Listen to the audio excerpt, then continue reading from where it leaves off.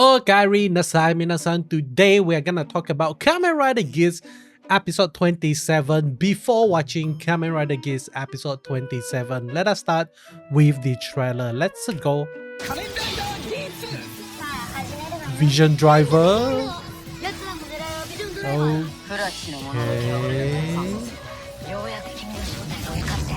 Yo. ようやくお前の正体分かっているよ。What is going on? Who actually said that sentence of word? Because at first I thought that it could actually be Jin, but after I think about it, it could actually be Niram as well. But with that being said, let us take a look at the trailer scene by scene to figure out what can we actually learn from the trailer. Let's go. So first off, we got the classic revolve on and then directly switching to 5 Jyamato, including Buffa. I consider Buffa as part of the Jyamato right now. So we got really awesome looking Jyamato posing here, and they are I really want to see like what are they doing, like where are they walking towards. Are we gonna see kind of like a row of Kamen Rider? Only 3 Kamen Rider left, by the way. Like 3 Kamen Riders is gonna stop the 5 of them. It is gonna be really difficult for the rider to win. I would say if they actually have the number equally, then the rider could actually stood a chance more. But now that the Jyamato actually have a privilege in terms of number, it almost seems like the Jyamato can just overpower them if Ukiyo-S doesn't actually have the power of Boost Mark II itself. Okay, like just like what we saw in the first arc of the Jyamato Grand Prix.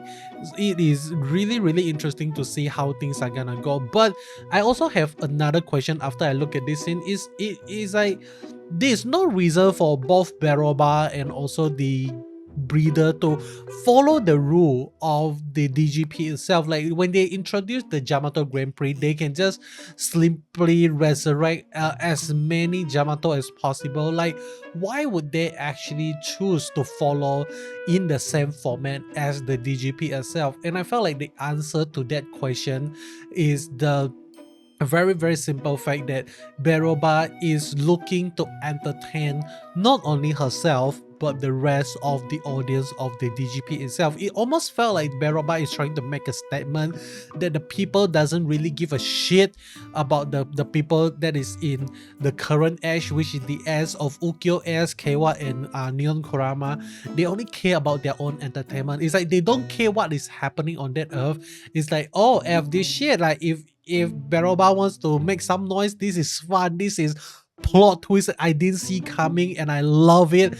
And it also reflects a little bit on us as the audience in the real life, on how we are so excited when wow, there's like a twist in the story. Beroba is switching the game entirely, like the entire series is going to a different direction, and I felt like this is really interesting. Okay, but with that being said, let us jump into the next scene right now. And next we got the Jyamato Grand Prix. We got Sparrow and also Beroba sitting down together with the Vision Driver. So it almost seems like they are trying to settle this Jyamato Grand Prix thing as soon as possible with this game, because Beroba is there in front of, like, it almost seems like they are at a war right now. Like if they are entering into the Sengoku period, there's where every single time when both parties came to war, there's gonna be the best camp for both army, and this is the best camp for the Jyamato Grand Prix, and we are gonna see another best camp for the Desire Grand Prix itself. So this is both things that we actually saw here in the scene itself, and I actually really can't wait to see what Sparrow is gonna do, because last episode Sparrow kind of like teased at us that hey, I might actually become a Jyamato, or if the need actually rises, something like that. So I'm really excited to see, like, is he gonna become a Jyamato, or is he gonna be the kind of like the big nani the plot twist that all of us have been waiting for? Like hey, actually I'm gonna take the Vision Driver for myself and kind of like kick Beroba out of the picture, something like that. Maybe that is what is gonna happen, or maybe not. I'm not so sure. I mean, like, it almost seems kind of too sassy for Sparrow to be so willing to help Baroba, as he is someone that wants all the knowledge of humanity. Like, why would he help Baroba to destroy humanity? It doesn't really link in a sense. So I'm actually foreseeing the betrayal of Sparrow against Baroba itself. So really excited. But let me move on to the next scene. We got Neon Kurama and Keiwa in the old school traditional Japanese costume. Keiwa is wearing the Naruto ninja outfit, something like that. We got the headband, we got the armor strapping. It is entirely inspired by the ninja outfit. And for Neon Kurama, she dressed like a samurai. What can I say? She dressed like a samurai, and she's wearing a not.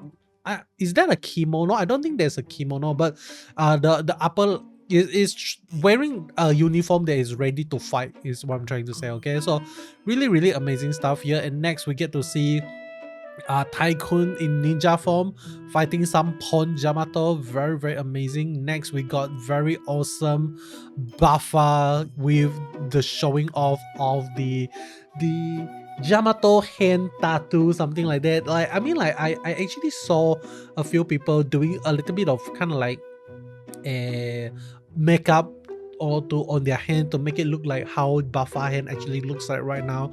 It looks really amazing, and I think that the makeup is not actually that hard to mimic, or should I say that hard to produce in a sense. Okay, but really exciting stuff. But let me move on to the before I move on to the next thing, I have a big thing that I want to talk about, and that is, what if, you know, like we always ask, like, where does the Jyamato come from, but what if it is a paradox?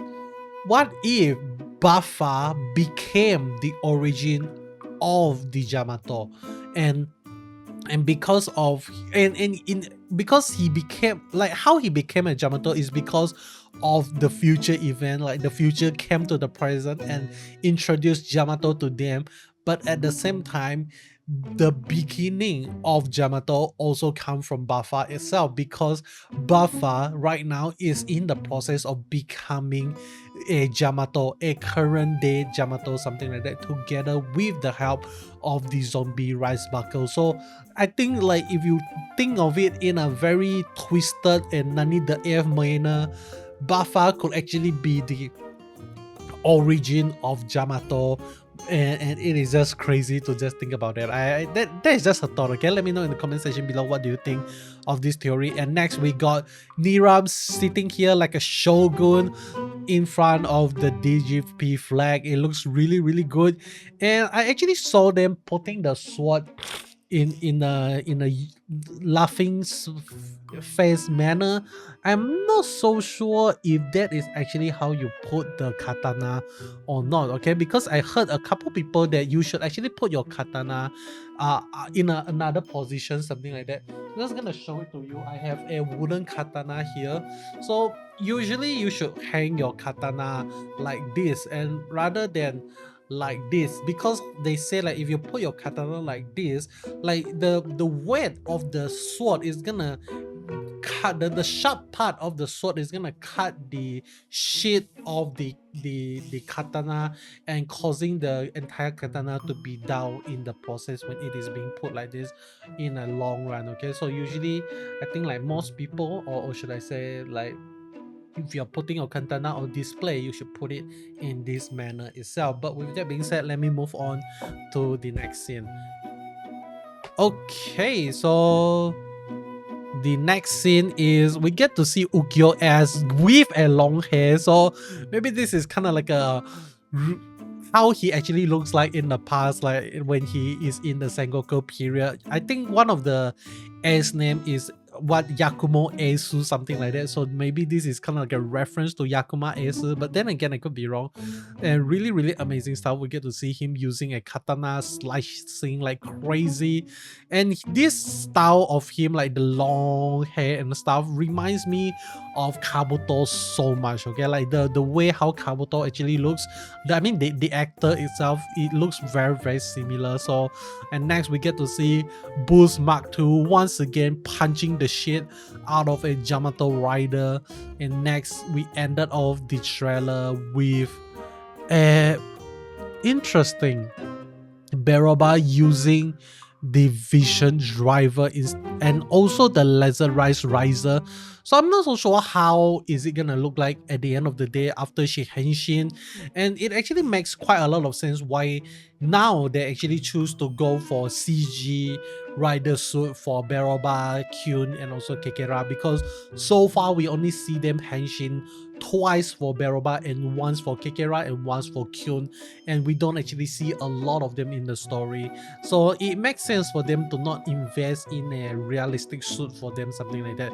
But right now we actually saw Beroba using the vision driver, so I'm thinking maybe she's able to access a glare from a glare tree or something like that. But or maybe it can actually be used together with the laserized riser to activate a kind of like a different form. Maybe Beroba is gonna have her own glare form, something like maybe kind of like a pink purplish color of glare, something like that. I'm not so sure, but really amazing stuff. And yeah, next we actually get to see Jin in the picture once again, and nothing much about Jin, okay, like really nothing much about Jin here, but I would believe that Jin is actually fighting against Beroba at this instant.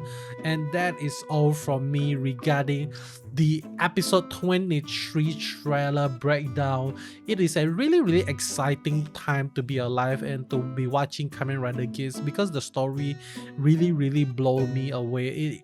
It just can't stop giving, and more plot twists is gonna come. And I feel like maybe in the next episode we are gonna learn some more truth about Ukyo, as we know that he has 5 reincarnated. So far this is number 5, but what if there is also gonna be some from the future as well? After Ukyo S, there are also some that is gonna come in his name, and I'm expecting and I'm predicting that maybe Jin is also one of the reincarnated version of Ukyo S. So that is just my theory. Take it whatever you want, and let me know in the comment section below what do you think of everything I have just said, and see you guys on the next one. Goodbye.